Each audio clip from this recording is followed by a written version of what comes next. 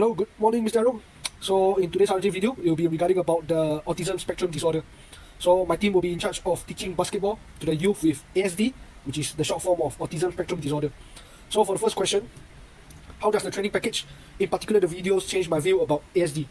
So before I start, a short brief explanation about ASD is that it is a neurological and developmental disorder that affect them in terms of interaction, communication, and also the way how they learn and behave and take in information to learn.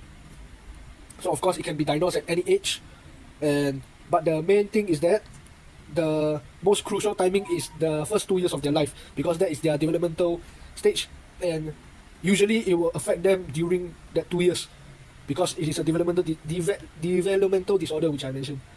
So of course, using all those videos in the learning package as an example. So of course the first learning package is regarding about a mom and a son and the stepfather. So of course, for individual with this kind of disorder, ASD, it is difficult for the family themselves because they have to spend more time to take care of them and also like provide them guidance, which may be difficult for them because, as mentioned before, it's difficult for them to communicate with one another, and it requires a lot of patience.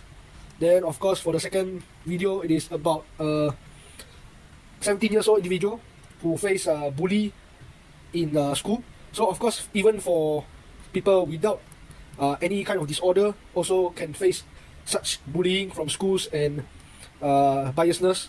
So it is quite tough for people with that are diagnosed with disorder, as they will be facing even more bullying from school, and it will be harder for them to take. Then of course, lastly, it will be a workplace example. So for the individual who are working, they may face more difficulties when communicating with customers, especially those who are harder to communicate with, as they will be demanding even more. So one of the example I have in real life is at my workplace last time in the food and beverage setting. So I have one of my colleague who is also diagnosed with autism. He has quite challenged in communicating with even among us. So there was this time when the customer requested something and he is not very clear with it, and he actually gotten quite a scolding from the customer. So to resolve this issue, one of us, we have to go and assist him, and at the same time also we have to try to manage my colleague emotion because he is quite sensitive. So it took quite a while, and we also have to apologize to the customer, but we also, during the time, we also hope that the customer understand our feeling, his feeling, and also be more understanding in this kind of situation. So of course it is difficult for them to work, but it is possible for them to work as long as they receive the proper training and also the guidance from the respective colleagues and also their trainers. So to move on to in conclusion, I believe that people with ASD, they are still capable of doing stuff, learning, and also interaction, but it requires more patience and time. So to proceed to the second question is the possible challenges that I may face when I coach youth with ASD.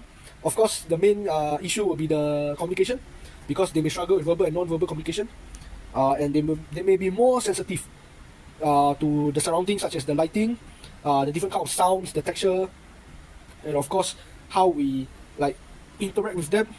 They will be more like, they will refuse to interact. They will be more like, they will prefer to be more alone.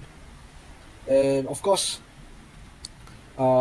they may also create a reactive chain. So like when one person is like create noise, eventually the other will start to like make a chain reaction, and then they will start to become more and more noisy, and then it will be difficult to manage and control, and also will interfere the session, such as the learning process.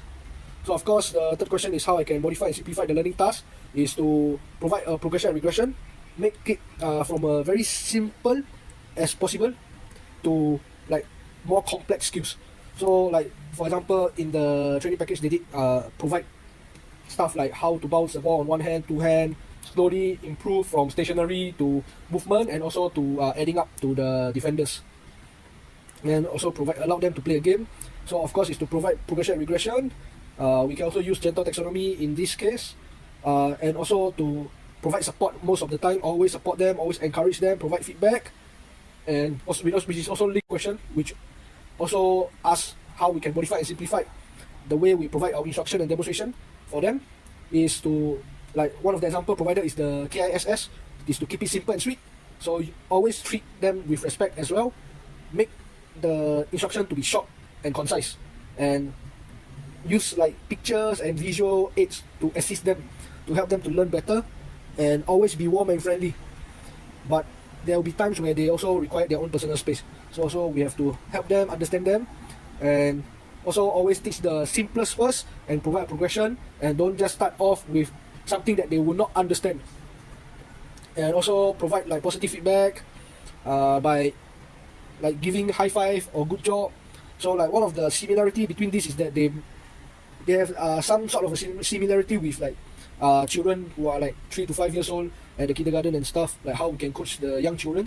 So always treat them with respect, and when giving instruction, give it in a clear and concise manner where we demonstrate, provide slow motion, and always ask them whether they would like to like check their understanding most of the time. Always check for their understanding and always assist them when they need to. And with that, that is my RJ for today. Thank you very much.